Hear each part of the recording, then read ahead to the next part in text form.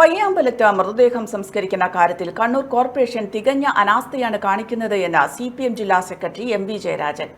മൃതദേഹം ദഹിപ്പിക്കാൻ വിറകും ചിരട്ടയുമില്ലാത്തതിനാൽ ഇന്ന് 3 മൃതദേഹങ്ങളാണ് അനാഥമായി കിടക്കേണ്ടി വന്നതെന്ന് അദ്ദേഹം പറഞ്ഞു.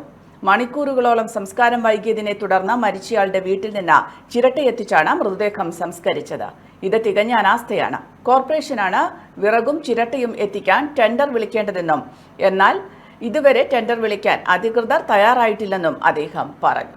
ഞങ്ങളിവിടെ വന്നു നോക്കുമ്പോൾ 3 മൃതദേഹം, ഒന്ന് പള്ളിക്കുന്ന്, അതിരകം, അലവിൽ, ഈ പ്രദേശത്ത് നിന്ന് വന്നിട്ടുള്ള മൃതദേഹം അടക്കം ചെയ്യാൻ വേണ്ടിയിട്ട് ചിരട്ടിയില്ല. അപ്പോൾ ഇതിൻ്റെ ചുമതലക്കാരൻ ഇവരോട് പറയുന്നത് ചിരട്ടിയില്ല, എന്താ ചെയ്യാൻ കഴിയുക? ഏതാണ്ട് 2 മണിക്കൂർ നേരത്തോളം മൃതദേഹം അനാഥമായി ഇവിടെ കിടക്കി. കോർപ്പറേഷൻ്റെ തികഞ്ഞ അനാസ്ഥ. ടെൻഡർ വഴിയാണ് ചിരട്ടിയും വിറകും കോർപ്പറേഷൻ വാങ്ങുന്നത്.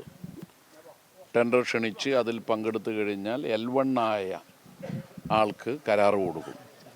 കഴിഞ്ഞ എത്രയോ വർഷക്കാലമായി ഇത് കൊടുത്തു വരുന്ന ആളുകളുണ്ട്. കാലാവധി കഴിഞ്ഞു, അവർക്ക് കൊടുക്കേണ്ട കാശ് കൊടുത്തില്ല.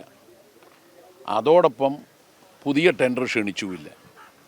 ടെൻഡർ ക്ഷണിക്കാത്തത് കൊണ്ട് വിറക് താൽക്കാലികമായി സ്റ്റോക്ക് ചെയ്തത് കുറച്ചുണ്ടെങ്കിലും ചിരട്ടിയില്ലാണ്ടായി.